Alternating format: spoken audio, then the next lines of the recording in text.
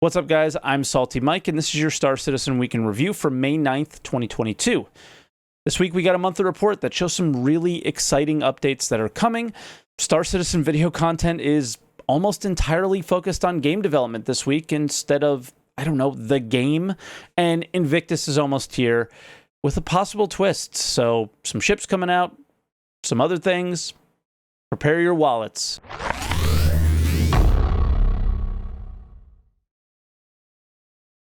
And as always, if this is your first week in review, this is where I take all of the official news each week with Star Citizen, put it into one video, and share my opinions with that as well. And if you didn't know, I do live stream on twitch.tv/SaltEMike every day but Monday, so I can get this video out to you guys. And yeah, I have a second channel too called SaltEMike 2, where I'm trying to integrate more of my live stream highlights and things like that in it. So if you haven't checked it out yet, make sure you hit the link up in the top right for you guys to check that one out. And yeah. Let's get into the content.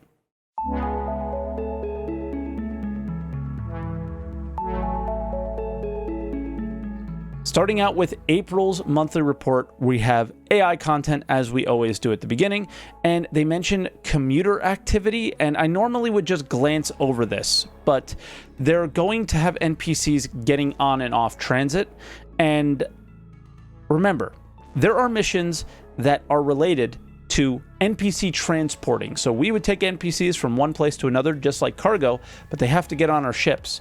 So this could be the first step to those missions being a reality, and I know a lot of people are excited about those, and yeah, a particular ship related to that as well. So a first step towards that is obviously very exciting. Then for AI tech, NPCs should be able to use quantum travel in atmosphere. This means they can jump in and out and to and from us when we need them and when we need them to show up. Pretty cool stuff. I don't know if it's going to be an engine for us to use in like 3.18 or anything. They didn't really tell us that kind of stuff, but in the end, a very paramount feature that I think all players are going to utilize at some point in Star Citizen, so good to see. And then they also did give some work towards NPC Conversations and applying those to the location that they're in. So NPCs in Microtech would have different conversations than NPCs at Loreville, obviously. Then the animation team, gadgets were mentioned. I'm not sure if this is in regards to mining gadgets that recently came into 3.17 or the FPS ones that they've been talking for like 6 years now about. So yeah. We'll have to see about that, but I think more is mentioned on that later. More importantly, they started the prelim work on what a weighed down character would look like. We just got looting kind of in a good state, and it sounds like we're going to be getting a system that determines just how much we're able to loot, which is kind of cool. That is a part of many video games, and right now we can carry probably way too much stuff. So I'm looking forward to seeing this come into the game and dictating the choices that we have to make in the game, which is always good. Then moving on to ship art, the UK team are still finalizing the Scorpius, which we know is planned for 3.17.1. The BMM, Bandit Merchantman, is getting some exterior work now. We've seen a lot of its interior work in sprint reports on ISC and those things. Then they also had 4 unnamed, unannounced ships that one sounds like it's coming at Invictus. What are you expecting? Is probably a military vehicle. Is it going to be large? Is it going to be small? What kind of role will it play, do you think? I have no clue anymore because they've kind of done everything at this point. So what's next? I don't even know. The US team is still working on the Corsair, but it appears to be putting the final touches on that, which is quite exciting. Then for weapons art, the Banu ship weapons are being worked on with the Banu Merchantman work. It's just obvious that they would be doing that stuff. And then speculations before about the gadgets, I think were correct about FPS weapons because they're working on them here. And that's actually kind of exciting. What some of those things are like personal shields were mentioned in the past and other things like that. So could be kind of fun to play with, and we'll have to see how it goes. But again, these were all like Star Marine features from years and years past. I don't know how they'll apply to the PU at the moment. They also touched briefly on a fire extinguisher, but our next team that we're going to be discussing did not. It was almost their entire update, and normally I would think that that's pretty stupid, and you may as well. But if you guys remember the fire propagation updates that we've been getting for a while, well, in order for fire to if you have fire, you need to be able to put it out, right? So it kind of makes sense for somebody to be working on this and it to actually be prioritized with the engineering work that's coming into Star Citizen, right?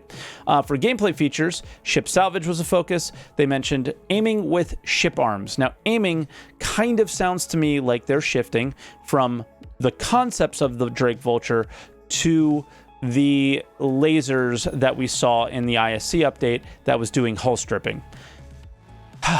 It's upsetting to me, and I'm going to kind of keep that resentment back as far as I can, because hull stripping is not salvage. Now, what I'm referring to is there are two arms on the Vulture, and there were these beams that would go across. I know they're very laser-like, but kind of what would happen was that the material that would go through them would gradually get smaller, and eventually it would get, I don't know, processed in the vehicle. And unless these beams that we're aiming with are tractor beams to go through those, I'm going to be kind of bummed out personally, because I thought that was a cool mechanic. I really liked that they weren't using lasers, and that was one of the things that was special about that ship to me. That's one of the reasons why I bought it. And it just seems to me like CIG takes the most difficult out for game development in every aspect other than its actual gameplay. The scale of the universe is insane, and it causes all these problems to make gameplay a reality, and then we get stuck with lasers for literally every aspect of it. And again, I'm purely speculating here. I hope I'm wrong, but I got a really bad feeling after reading this. Let me know what you guys think about this. Am I overreacting? Am I not? I hope not, but I got a bad feeling. They also touched on life support and that engineering gameplay that could be related to the fire extinguisher thing. Then for the EU locations team, they showed off some new cave work, which looks like it's on Daymar. They also touched a few small locations that they're planning to release to us soon, but I have no clue what they're talking about here. Do you know of any references of these small locations that are going to be in game soon? So it sounds like they're going to be in the Stanton system. I have no idea. Montreal locations team is my new favorite team, and they're kind of nearing the end to having the Reclaimer derelict wrecks and their settlements and their space-based wrecks done. I love the Caterpillar mission so far. I cannot wait to see the next iteration of those. The team seems to be running on all cylinders. Whatever this team is doing, all of CIG needs to start emulating it, because it is awesome. And oh yeah, they talked about Loreville progressing into a more proper city like the Microtechs or the Area 18s as well. For Turbulent, they mentioned Entity Graph, which, if I remember right, is persistence tech. So whenever they mention it, and it was significant progress they mentioned this time, I got to tell you about it. This is just one of those pillars that of just all video games that we don't have. So it is a very, very important thing to mention anytime they mention it. For the UI team, they touched on the star map rework, and we all know how important that is to us. And visor updates, I think, are really important as well. It's just so hard in like high stress combat situations to see important information on your MFDs. If they're closer and more on your visor, I think it would be a lot better. I hope moving those things to building blocks is going to make that a reality. And that was the monthly report. And for video updates, we had an Inside Star Citizen, and it was titled Tools Time. And this was your ISC that is entirely on game development. The classic Star Citizen is going to show us behind the curtain when I don't know who asked to get back there. I do not have backstage passes because I didn't want them. I know this is not something that interests me, but if you look at Spectrum, if you look at Reddit, there are plenty of armchair inspiring game developers out there. So I know that this interests somebody. And apparently the Mighty Bridge tool that they mentioned in this first part of the feature is quite impressive. I can't appreciate it, and I apologize that I can't, but I just can't. I'm interested in the game. It's there. Link is in the description if you are one of those people who are super excited for game development. And yeah, I apologize I'm not one of them. The next tool, though, does kind of feel like it's worth sharing with you guys because it's kind of a big deal. It's the Cloud Test Launcher. Right now, Cloud Test Launcher allows us to create machines on the fly when we need them, launch multiple clients on those machines, and simulate actual traffic. It actually launches a Star Citizen client, connects to the servers, and creates a very realistic testing scenario. Because you can say that there is network traffic, you can say that those players, even if they are emulated, they are actually doing something in Star Citizen, just like a normal connected client would. And yeah, this might not seem that big of a deal to you, but if you play Star Citizen a lot like I do, you deal with a lot of bugs. And the QA team likely was spending a lot of time dealing with what this Cloud Tech launcher is going to do automatically. And that might free them up a little bit more time to deal with those bugs that have been plaguing us forever. So I think it's a big deal. I think it's important. And it's also really important for this kind of Paramount tool that we've all been waiting for. As you know, we are going to introduce server meshing, and to be able to do that, we need to have reliable testing methods. And Cloud Test Launcher is one of those methods.